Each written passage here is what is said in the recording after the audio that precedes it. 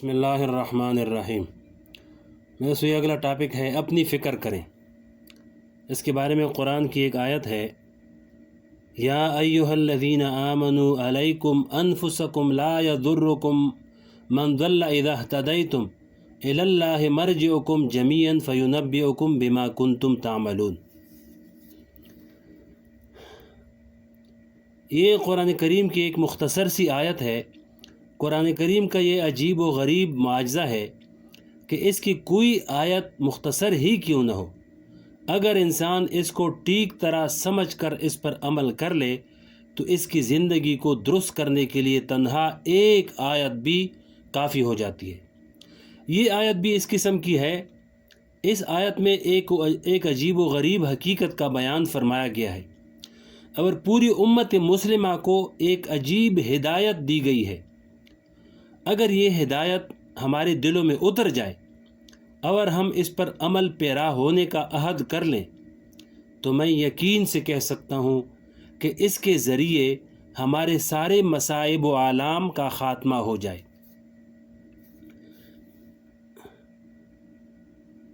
اس سے پہلے کہ اس آیت کا ترجمہ اور اس کا مطلب آپ حضرات کی خدمت میں پیش کروں،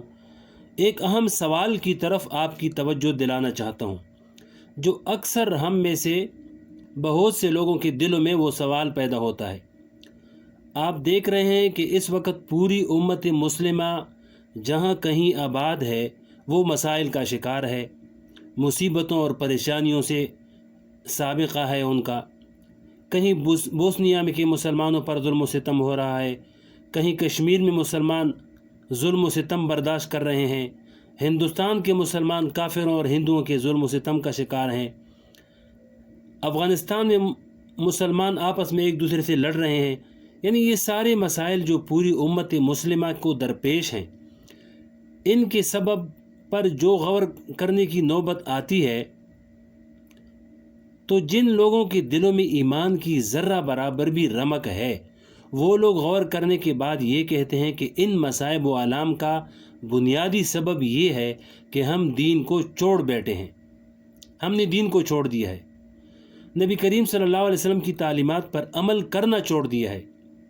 اللہ کی بندگی کرنی چھوڑ دی ہے، آپ کی سنتوں کی اتباع کرنا چھوڑ دی ہے اور گناہوں میں مبتلا ہو گئے ہیں۔ اس کے نتیجے میں یہ آفتیں ہمارے اوپر آ رہی ہیں، اور یہ بات بالکل درست ہے، اس لیے کہ قرآن کریم کا ارشاد ہے، ما اصابکم من مصیبت فبما کسبت ایدیکم ویعفو عن کثیر۔ یعنی جو کچھ مصیبت تمہیں پہنچتی ہے وہ سب تمہارے ہاتھوں کے کرتوت کا نتیجہ ہوتی ہے، اور بہت سے تمہارے اعمال بد ایسے ہیں کہ اللہ جل شانہ ان کو معاف فرما دیتے ہیں، ان کی کوئی سزا تمہیں نہیں دیتے۔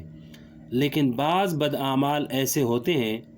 بعض گناہ ایسے ہوتے ہیں کہ ان کی سزا اس دنیا کے اندر ان مصیبتوں کی شکل میں دی جاتی ہے۔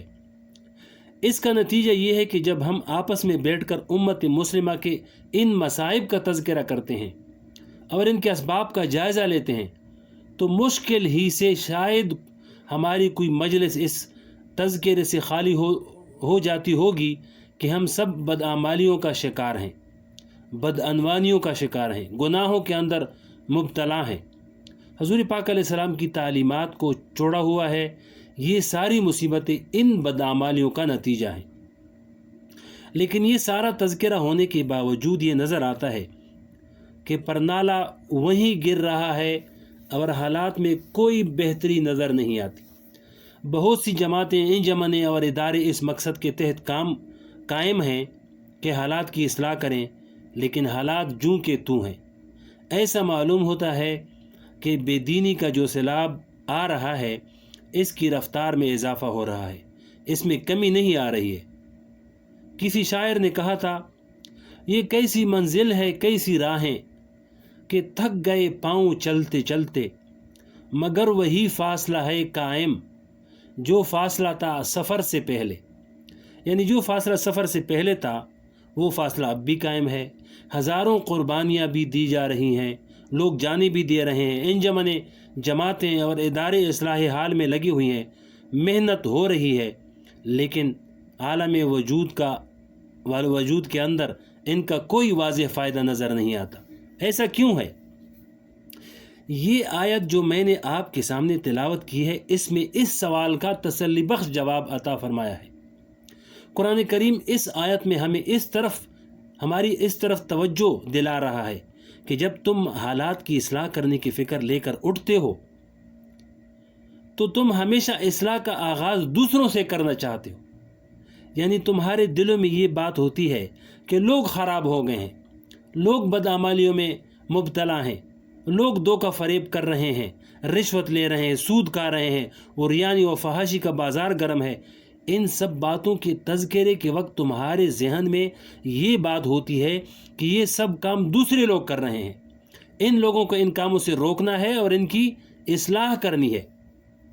لیکن یہ خیال شاذ و نادر ہی کسی اللہ کے بندے کے دل میں آتا ہے کہ میں بھی کسی خرابی کے اندر مبتلا ہوں، میرے اندر بھی کچھ عیب اور خرابیاں پائی جاتی ہیں،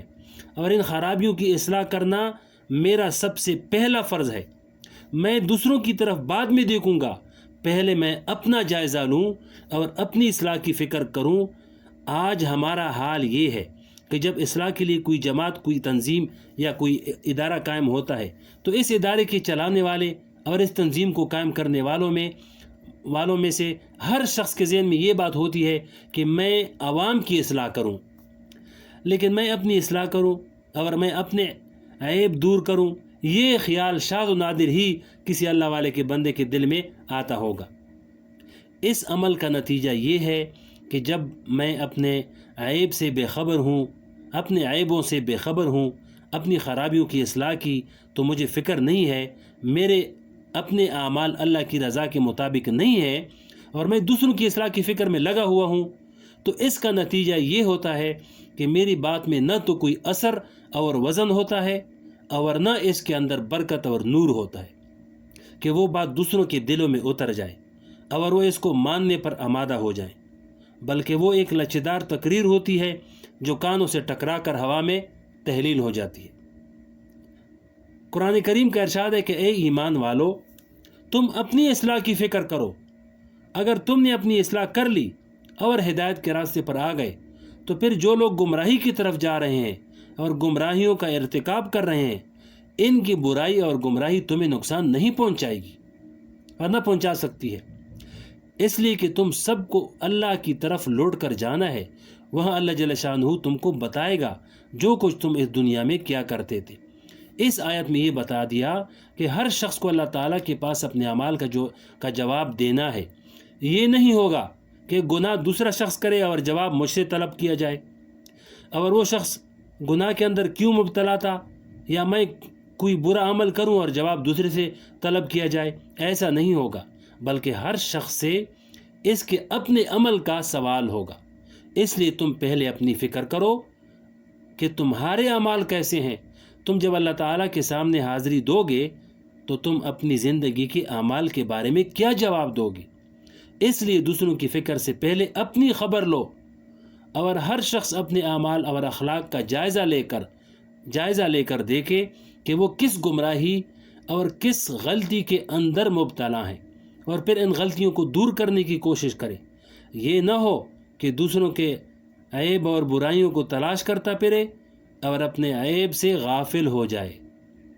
ایک حدیث شریف میں حضور پاک صلی اللہ علیہ وسلم نے فرمایا کہ جو شخص یہ کہے کہ سارے لوگ ہلاک و برباد ہو گئے اس لیے کہ ان کے اعمال خراب، ان کے عقائد خراب، ان کی عبادتیں خراب، ان کے نتیجے میں وہ لوگ برباد ہو گئے، تو فرمایا کہ سب سے زیادہ ہلاک ہونے والا شخص وہ خود ہے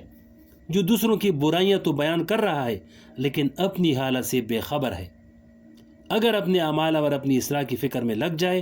تو دل میں یہ تڑپ لگ جائے کہ میں اللہ تعالیٰ کے سامنے کیا جواب دوں گا، تو یقیناً اس صورت میں وہ شخص اپنے آپ کو سب سے برا محسوس کرے گا، اور اس وقت دوسرے لوگ برے نظر نہیں آئیں گے۔ اس بارے میں آگے ذو النون مصری رحمۃ اللہ علیہ کا ایک واقعہ بھی لکھا ہے، اس کو دوسری ویڈیو میں انشاءاللہ سنائیں گے انشاءاللہ۔